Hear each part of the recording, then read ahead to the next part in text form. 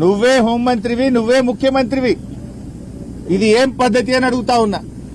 ఇవాళ వాళ్లకు ఆయన మీద 308 సెక్షన్ పెట్టిండ్రు, నాన్ బెయిలబుల్ సెక్షన్ పెట్టిండ్రు. మెజిస్ట్రేటే అడిగింది, ఫోన్ తీసుకుంటే ఎవడన్నా నాన్ బెయిలబుల్ సెక్షన్ పెడతారా? ఫోన్ తీసుకుపోయి పోలీసులకే ఇచ్చిండు కదా, ఇలా ఆధారాలు ఉన్నాయి చూసుకోండి అని. ఆయన మీద నాన్ బెయిలబుల్ ఎట్లా పెడతారని మెజిస్ట్రేట్ గారే 308 సెక్షన్ కొట్టేసిండ్రు.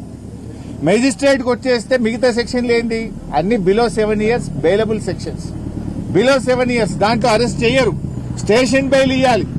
బిలో 7 ఇయర్స్ ఉంటే ఈయన మీద 22 కేసులున్నాయి, ఈయన హ్యాబిచువల్ అఫెండరు, ఇతన్ని జైలుకు పంపాల్సిందే అని చెప్పి తప్పుడు కేసులు అన్ని కూడా చూపించి ఇవాళ క్రిషాంక్ గారిని జైల్లో పెట్టడం జరిగింది. క్రిషాంక్ గారి మీద ఉన్న కేసులేంది? క్రిషాంక్ ఏమన్నా మర్డర్ చేసిండా, రేప్ చేసిండా, టెర్రరిస్టా, ఏమన్నా క్రిషాంక్ ఏమన్నా తప్పుడు చేసిండా?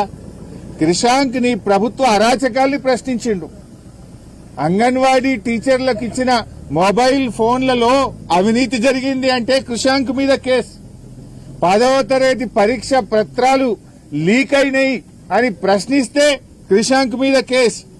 కంచె గచ్చిబౌలి భూములు అమ్ముతున్నారు, అక్కడ మూగ జీవాలన్నీ చచ్చిపోతున్నాయి, చెట్లు కొట్టేస్తున్నారు, ఇది అన్యాయం అంటే కంచె గచ్చిబౌలిలో కేసు. సోమ్ డిస్టిలరీ అనేది బ్యాన్ చేసిండ్రు, సోమ్ డిస్టిలరీ మందు దాగి చాలా మంది చనిపోయిండ్రు, ఆ సోమ్ డిస్టిలరీని తెలంగాణలో ఎట్లా తెస్తారు అని అడిగితే క్రిషాంక్ మీద కేసు.